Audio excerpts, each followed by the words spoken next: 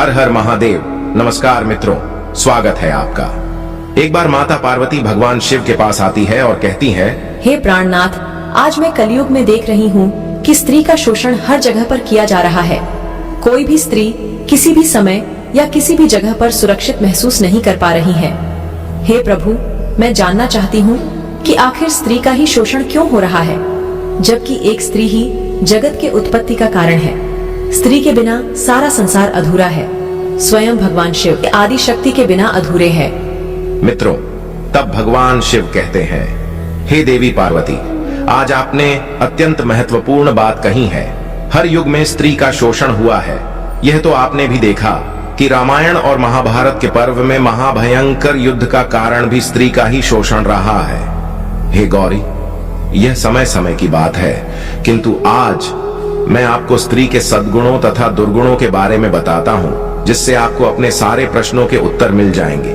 किंतु इसके पूर्व मैं आपको ये संसार की सबसे दुखी नारी शोषण की कथा सुनाता हूं, जिसे सुनने से सभी स्त्रियों को अपने जीवन के सभी कष्टों को भूलने की तथा हर मुसीबत के समय में डट कर सामना करने की शक्ति प्राप्त होती है। हे गौरी, आप इस कथा को ध्यान से पूरा जरूर सुने और इसका प्रसार करें, ताकि नारी शक्ति की पहचान कई युगों युगों तक बनी रहे। तब देवी पार्वती कहती हैं, हे प्रभु, मैं ऐसा ही करूंगी। कृपा करें और आप मेरी आशंकाओं को दूर करें। मैं कथा को ध्यान पूर्वक पूरा सुनूंगी। मित्रों, भगवान शिव कहते हैं, हे देवी पार्वती, यह कहानी एक ऋषि की है, जिन्हें अपने गुरु को गुरु दक्षिणा देनी थी। इसलिए उन्होंने एक राजकुमारी को 800 शाम कर्ण घोड़ों के बदले में 3 राजाओं के साथ शारीरिक संबंध स्थापित कर उनसे प्रत्येक की एक एक पुत्र की प्राप्ति की और अंत में उस राजकुमारी को अपने गुरु को भी भेंट कर दिया। मित्रों, भगवान शिव कहते हैं, हे देवी पार्वती, एक समय की बात है जब मृत्यु तथा न्याय के देवता धर्मराज ने एक बार ऋषि विश्वामित्र की परीक्षा लेने की ठान ली। तब उन्होंने महर्षि वशिष्ठ का भेष धारण किया और ऋषि बने यमराज विश्वामित्र मुनि की कुटिया में पहुंच गए। वहां पर जाकर उन्होंने विश्वामित्र मुनि से खाने के लिए दान स्वरूप में कुछ अन्य मांग लिया, किंतु उस समय विश्वामित्र मुनि के आश्रम में बनाया हुआ भोजन नहीं था और बचा हुआ अन्न किसी भी याचक को खिलाना पाप समान होता है। वहीं दूसरी ओर द्वार पर अपने प्रिय गुरु महर्षि वशिष्ठ को अन्न के लिए प्रार्थना करते देख विश्वामित्र मुनि को खुशी का ठिकाना ना रहा और वे थोड़ी देर के लिए गुरु को विश्राम करने का आग्रह करते हुए आश्रम के भीतर जाकर खीर बनाने लगे। इतनी ही देर में वशिष्ठ बने हुए धर्मराज ने दूसरे आश्रम में जाकर अन्न को ग्रहण कर लिया। मित्रों, जब ऋषि विश्वामित्र खीर बनाकर महर्षि वशिष्ठ के पास आए तो वशिष्ठ जी ने कहा कि हे मुनिवर, अत्यधिक व्याकुल होने के कारण मैंने तो अन्न ग्रहण कर लिया है। अब आपका अन्न मेरे किसी भी काम का नहीं है। आप अपना अन्न स्वयं ही रख लीजिए। अपने गुरु के मुख से यह सुनकर विश्वामित्र बड़े ही निराश हो गए, क्योंकि उनके द्वार पर आया हुआ एक याचक बिना उनसे अन्न दान लिए अतृप्त होकर जा रहे थे। ऐसे में विश्वामित्र मुनि उस अन्न को अपने सर पर लिए वहीं पर खड़े हो गए और उन्होंने मन ही मन प्रतिज्ञा की, जब तक अतिथि ऋषि वशिष्ठ मेरा अन्न ग्रहण नहीं करेंगे, मैं यहां से नहीं हटूंगा। मैं इसी जगह पर ध्यान समाधि लूंगा। मित्रों, इस तरह विश्वामित्र को सर पर अन्न रखकर खड़े हुए बहुत समय बीत गया। उनके आसपास घास, पेड़ पौधे उगने लगे तथा उनके शरीर पर चींटियों ने बाबरी बनानी प्रारंभ कर दी। ऐसे में एक और ऋषि वहीं पर अपनी कुटिया में रहते थे, जिनका नाम गालव था। मुनि विश्वामित्र की विपत्तिजनक परिस्थिति में वे उनकी बहुत ही सेवा सुष्मिता करते थे, उनका ख्याल रखते, उनकी साफ सफाई करते और उनके विश्राम का भी पूरा ध्यान रखते थे।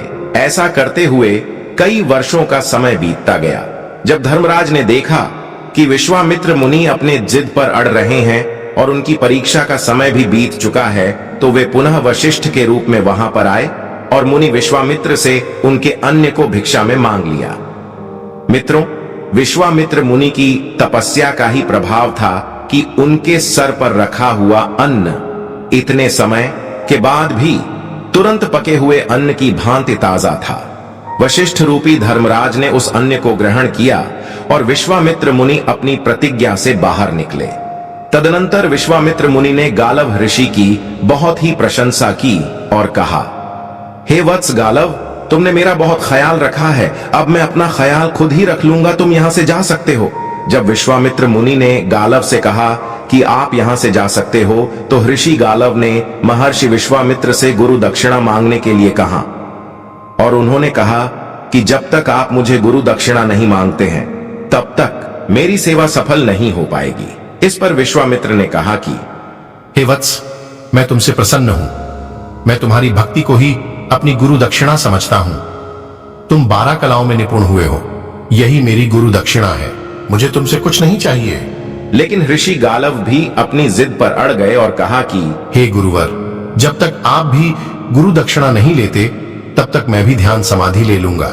इस प्रकार से गालव ऋषि के हठ के कारण विश्वामित्र मुनि को क्रोध आ गया और उन्होंने कहा, हे गालव, यदि तुम मुझे कुछ देना ही चाहते हो तो तुम मुझे 800 श्याम कर्ण घोड़े लाकर दो। मित्रों, भगवान शिव कहते हैं, हे देवी पार्वती, यानी कि ऐसे घोड़े जिनका पूरा शरीर चंद्रमा के समान उजला हो लेकिन उनके कान श्याम वर्ण के हो। ऋषि गालव इस बात से बिल्कुल अनजान थे कि उनके गुरु ने उनसे क्या मांगा है। बस गालव मुनि ने यह सोचा था कि विश्वामित्र मुनि थोड़े से धन की मांग करेंगे और वे किसी राजा से मांगकर उस धन की पूर्ति कर देंगे, क्योंकि गालव मुनि के पास धन तो था नहीं, लेकिन विश्वामित्र ने उनसे ऐसी गुरु दक्षिणा मांग ली थी जो कि उस समय में संसार के किसी भी सम्राट को भी पूरा करना लगभग असंभव थी। जब गालवजी ने अन्य ऋषियों तथा मुनियों से परामर्श लिया तब जाकर उन्हें पता चला कि यह तो मुमकिन ही नहीं है। 800 श्याम कर्ण घोड़े इकट्ठा कर महर्षि विश्वामित्र को दान में दे दिया जाए। इसीलिए ऋषि गालव चिंता में पड़ गए और उन्होंने भगवान विष्णु की पूजा अर्चना की। तब भगवान विष्णु उनकी पूजा अर्चना से प्रसन्न होकर प्रकट हो गए, किंतु जब उन्होंने अपने गुरु दक्षिणा के बारे में श्री हरि को बताया तब भगवान श्री हरि ने अपनी असमर्थता दर्शाते हुए कहा, हे मुनि गालव, आपके इस कार्य में मैं किसी भी प्रकार की सहायता नहीं कर सकता हूं, क्योंकि यह सभी घोड़े जब स्वर्ग से धरती लोक पर आए थे तब उन पर देवताओं का अधिकार था, किंतु समय के अनुसार वे सभी अब विविध राजाओं के अधिकार में जीवन व्यापन कर रहे हैं। इसलिए आपको स्वयं ही उन घोड़ों की प्राप्ति के लिए पृथ्वी भ्रमण करनी चाहिए। इस कार्य में मेरे प्रिय वाहन पक्षीराज गरुड़ आपकी सहायता करेंगे। ऐसा कहकर भगवान श्री हरि अंतर्ध्यान हो गए। मित्रों, भगवान शिव कहते हैं, हे देवी पार्वती, गरुड़ देव ने गालव ऋषि के पास आकर उनसे उनके मन के संताप का कारण पूछा। तब गालव ऋषि ने प्रारंभ से लेकर अंत तक अपनी सारी कथा गरुड़ देवता को सुना दी। तब गालव ऋषि के दुख को सुनकर गरुड़ देवता ने कहा, हे विप्रवर, मैं आपको चारों दिशाओं का संपूर्ण रहस्य बताता हूँ। उसके बाद आप मुझे जहाँ कहेंगे मैं आपको वहाँ पहुँचा दूंगा और आप अपने मनोवांछित फल की प्राप्ति कर लीजिए। इसके बाद गरुड़ देवता ने पूर्व, पश्चिम, उत्तर और दक्षिण के संपूर्ण रहस्य गालव ऋषि को बताए। यह सब सुनने के बाद गालव ऋषि ने पूर्व दिशा में जाने का निश्चय किया और वे गरुड़ देव की पीठ पर बैठकर पूर्व दिशा की ओर निकल पड़े। मित्रों, भगवान शिव कहते हैं, हे देवी पार्वती, गरुड़ अपने वेग में इतनी अधिक थे कि उनके पीठ पर बैठे हुए गालव ऋषि के शरीर में आग लगने लगी। तभी उन्होंने गरुड़ से प्रार्थना की और कहा, हे पक्षीराज, कृपया आप अपने वेग को कम करें, नहीं तो मैं जलकर तड़प कर मर जाऊंगा और आप पर ब्रह्म हत्या का पाप लगेगा। इतना सुनकर गरुड़ देव वहीं एक पर्वत पर विश्राम करने के लिए उतर गए, जिसका नाम वृषभ पर्वत था। वृषभ पर्वत पर एक शांडिल्नी नामक ब्राह्मणी रहा करती थी। जब वहां पर उसने 2 अतिथियों को देखा तो उन्होंने उन दोनों का बड़ा ही स्वागत और सत्कार किया। थोड़ी ही देर के बाद उन दोनों को नींद आ गई और 2 ही घड़ी के पश्चात जब उनकी नींद खुली तो गरुड़ देवता के पंख ही नहीं थे, वे गलकर नीचे गिर गए थे। तब ऋषि ने उनसे पूछा कि यह क्या हुआ? तो गरुड़ देवता ने कहा, यह तो अत्यंत दुर्लभ क्षण है। मैं तो अमर हूँ, फिर भी मेरे पंख गल गए हैं। हम जब यहाँ आ रहे थे तब मेरे मन में यह विचार आ रहा था कि मैं इस ब्राह्मणी को, जो कि निर्जन स्थान पर रहती है, अपने लोक अर्थात विष्णु लोक में पहुंचा दूं। शायद इसीलिए ब्राह्मणी के तपस्या के प्रभाव से मेरे मन में आए इस विचार के कारण मेरे पंख गल गए हैं। तब ब्राह्मणी ने कहा कि तुम सही कहते हो, ये मेरा स्थान है और जो कि तुमने मुझे बिना पूछे ही यहाँ से हटाने का विचार किया था। हालांकि तुम्हारे मन का जो विचार था वह अच्छा था। तुम मुझे विष्णु लोक प्रदान करना चाहते थे, लेकिन फिर भी तुमने मेरी इच्छा का सम्मान नहीं किया, मुझे नहीं पूछा, इसलिए तुम्हारे पंख गल गए। हे गरुड़ा, यह बात हमेशा याद रखो कि स्त्री के मन की बात जाने बिना कभी भी उनके हित या अहित के निर्णय नहीं लेना चाहिए। जो पुरुष स्त्री का सम्मान करते हैं वे सदैव स्त्री के हृदय में वास करते हैं। अब मैं तुम्हारे पंखों को वापस तुम्हें प्रदान करती हूँ। तुम दोनों राजा याति के पास जाओ, वह तुम्हारी मनोकामना की पूर्ति जरूर कर सकते हैं। वहीं आज इस संसार में योग्य सम्राट है। ब्राह्मणी की बात सुनकर और गरुड़ अपने पंख को वापस प्राप्त कर गालव ऋषि के साथ ययाति के पास गए। राजा ययाति ने उन दोनों की खूब सेवा की और उनसे उनके आने का कारण पूछा। तब गरुड़ ने बताया कि यह गालव ऋषि है जो अपने गुरु भक्ति के लिए बड़े प्रसिद्ध है, लेकिन इनके हट के कारण इनके गुरु वशिष्ठ ने ऐसी गुरु दक्षिणा मांग ली है जो पूरी करने में ये असमर्थ है। लेकिन इस पृथ्वी पर आपसे बड़ा कोई सम्राट नहीं है। अगर आप चाहते हैं तो गालव ऋषि अपने गुरु दक्षिणा को अवश्य पूरी करेंगे। तब ययाति ने उनसे गुरु दक्षिणा के बारे में पूछा। इस पर गरुड़ देवता ने बताया कि गलव ऋषि को 800 श्याम कर्ण घोड़े चाहिए। तब ययाति ने कहा कि मैं यह देने में असमर्थ हूं, लेकिन मेरी एक कन्या है माधवी, उसे यह वरदान मिला था कि उसकी कोख से 4 यशस्वी चक्रवर्ती सम्राट उत्पन्न होंगे जो कि विश्व विजेते होंगे। इसके बावजूद भी उसका कौमार्य सुरक्षित रहेगा, यानी वह सुंदर कुमारी कन्या बनी रहेगी। राजा ययाति ने गालव मुनि से कहा, आप दैवीय गुणों वाली मेरी इस बेटी के बदले अन्य राजाओं से अपनी दक्षिणा के लिए घोड़े पा सकते हैं। ऐसी गुणवान कन्या के लिए राजा ने अपना राजपाट छोड़ दें। तो घोड़े क्या चीज हैं?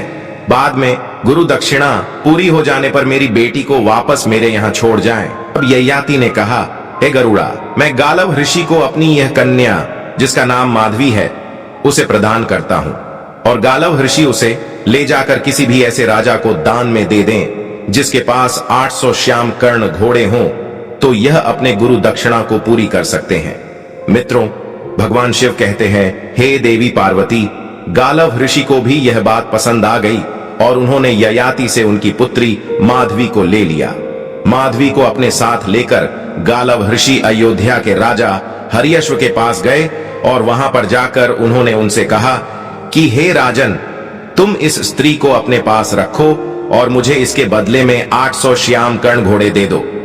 मैं अपने गुरु दक्षिणा को पूरी करना चाहता हूं। इस पर हरियश्व ने कहा कि यह कन्या बहुत ही सुंदर, गुणवान, चरित्रवान तथा साक्षात देवी लक्ष्मी के समान स्त्री है। इसमें वह सभी गुण हैं जो एक सौभाग्यशाली कन्या में होने चाहिए।